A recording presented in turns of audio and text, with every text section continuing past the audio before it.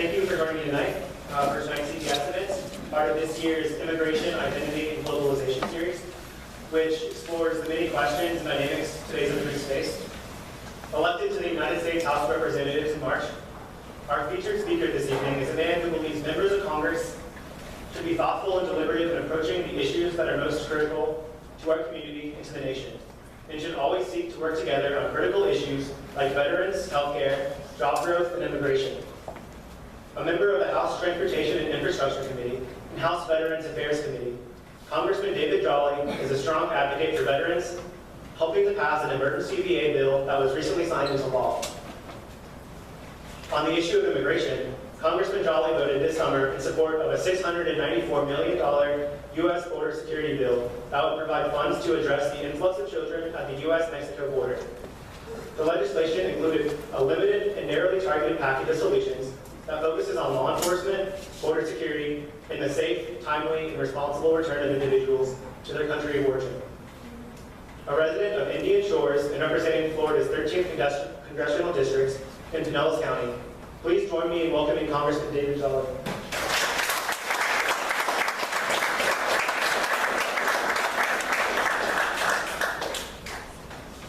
Well, thank you very much. I always say this when there's a very thorough introduction and I've got nothing to say. Let me tell you the other philosophy I have. It's always more important to engage in Q&A than it is for me just to give prepared remarks, because then we get to talk about what you want to talk about. And if we only talked about what I wanted to talk about, you'd let me off too easy and I'd sneak out the back door. So I'm going to share a few thoughts that I have on the issue of immigration. And I will tell you from the beginning, I think immigration also needs to include the term border security, because the two go hand in hand. And we can have a responsible and civil conversation about how the two go hand in hand, and that's what I hope we do tonight. I'll share a little bit about my philosophy, my background, and then we can have some Q&A. You know, I learned of some of the other speakers in the series, and all of them with very rich experiences, credible experiences, great speakers. And I said, wait, am I the only counterpoint in this entire series? And we'll see about that as we work through it tonight. But here's a couple things I want you to know. The introduction included the notion that I think members of Congress should be thoughtful and deliberative. And that's true, because I will tell you that nothing will get done if members of Congress on both sides of the aisle are not thoughtful and deliberative and find a way to work together. I want to share a little bit of a humorous story with you to set out. It's not actually about immigration, but if you stick with me, you'll see how it actually becomes about representing our interest in immigration as a country. So it's been 6 months for me to have the opportunity to serve Pinellas County in the United States Congress. And for those of you who, as I say, went through the tragedy of our special election with $14 million of negative advertising and all the toxicity, the truth is, since being elected on March 11th, it has involved some really neat experiences. It's an honor. It's a privilege. It's something I take very seriously every day. Now, some of the experiences are people saying, hey, well done, thank you for doing that. Those are kind of nice experiences. Some are people saying, you're awful, you're terrible, I disagree with you entirely, and they punch you in the gut every chance they get. Those aren't as exciting of experiences. Those are a little more challenging. And some are just fun. So I want to share a fun one with you. I was in D.C. about a week or two ago for the hearing on the Marine who's currently jailed in Mexico. And it was kind of a slow day because we weren't in session. I think we should have been. So there were only a few members there. And I'm in my office and I hear this 9-year-old boy walk in and he comes in and he says, my name's Blake, and I wrote the congressman, and he promised he would give me a tour of the Capitol. And he had all of the precociousness and the confidence of a 9-year-old student who was ready to learn about Washington. And so I stepped out there, and he was with his mom and his grandmother, and he was on a homeschool educational trip.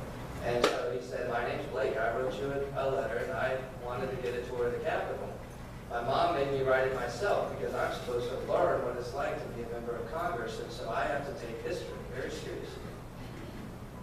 I said, okay, Blake, but before the tour, if you really want to learn what it's like to be a member of Congress, and what I want you to do is turn the corner and go into my office and sit behind my desk, and then you can begin to learn what it's like to be a member of Congress.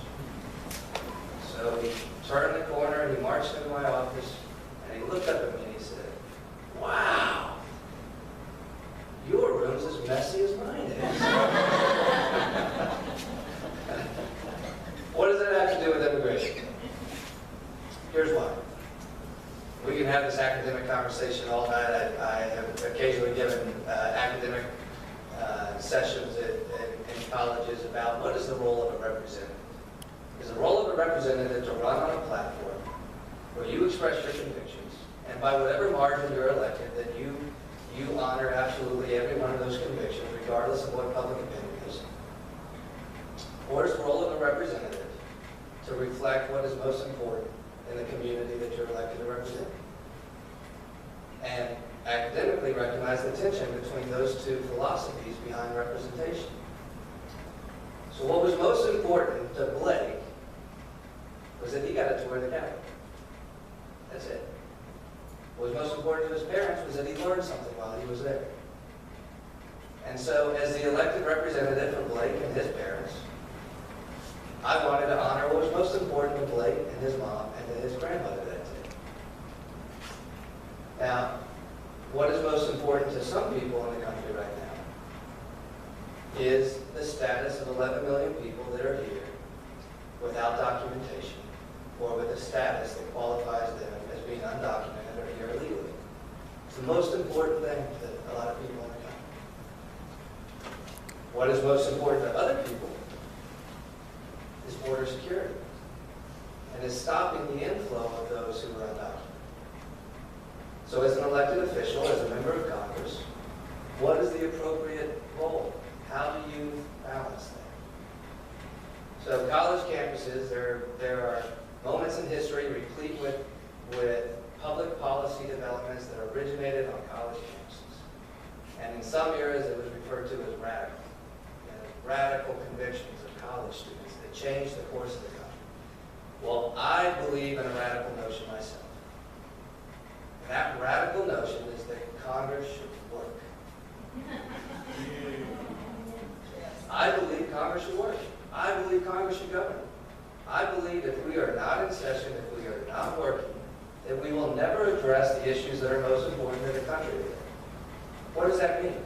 I think the greatest threat to our national security is a long-term budget forecast that is so imbalanced and is going to drive our nation off a fiscal cliff and ensure that we are no longer the world's lone superpower. I think that's an issue we need to address, and we need to stay in session until we address it. I think we need to stay in session and address, are we at war right now in the Middle East?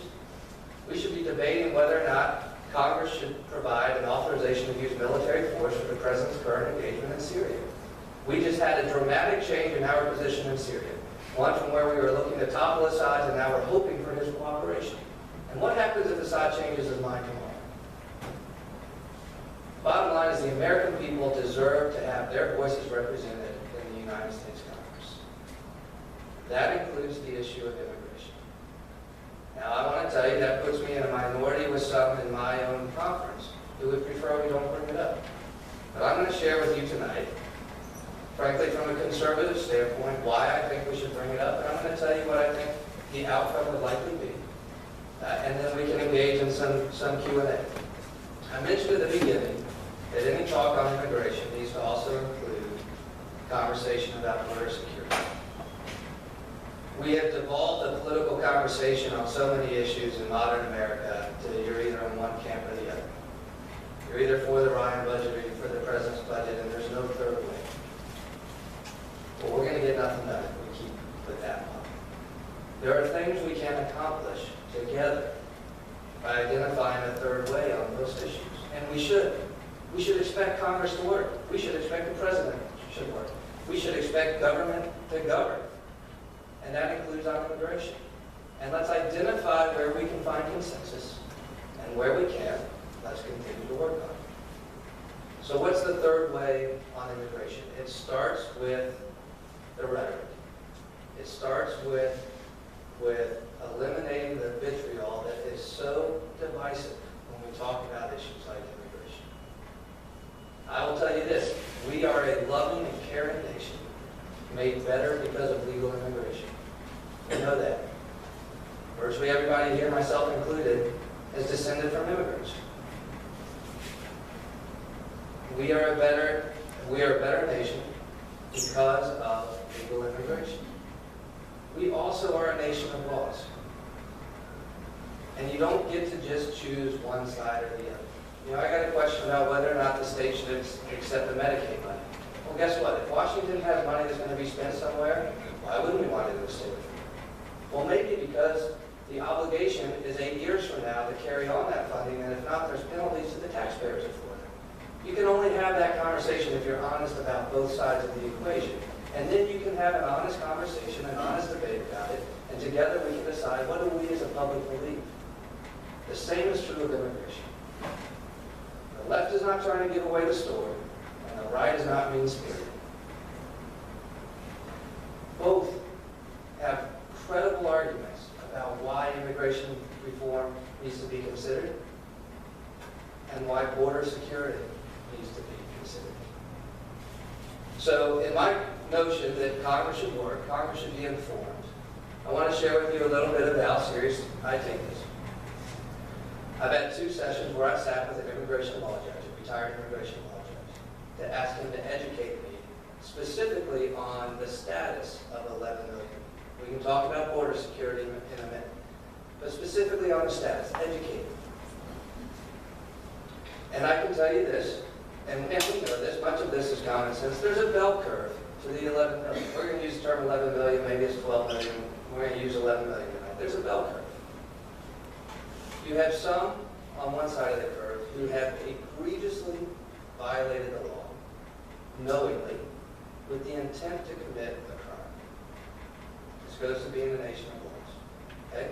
Now that might be a small minority of the 11 million. Who knows what that number is? How do I know that? Because there are 1 million people of that 11 million who have gone through the adjudication process that we as a nation of civil laws offers. 1 million people have gone through that process and have been adjudicated as not having a legal means for claiming residency or immigration status here, and have thereby been given removal orders under our laws. Well, those laws need to be enforced. Now, on the other side of the spectrum, if we use intent as the one test on this side, if we use that same question of intent on the other side, then we have to rightfully acknowledge that there are children that have come here without the ability to act with volition, without the ability to act with intent. And that has to be a different standard of criminal culpability, because they're not capable of making that decision.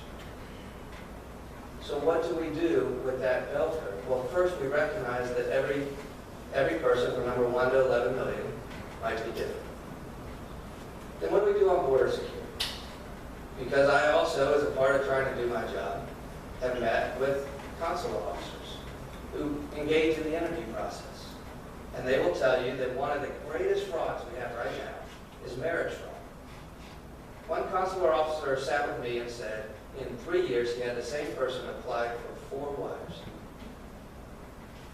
That means we have a real problem.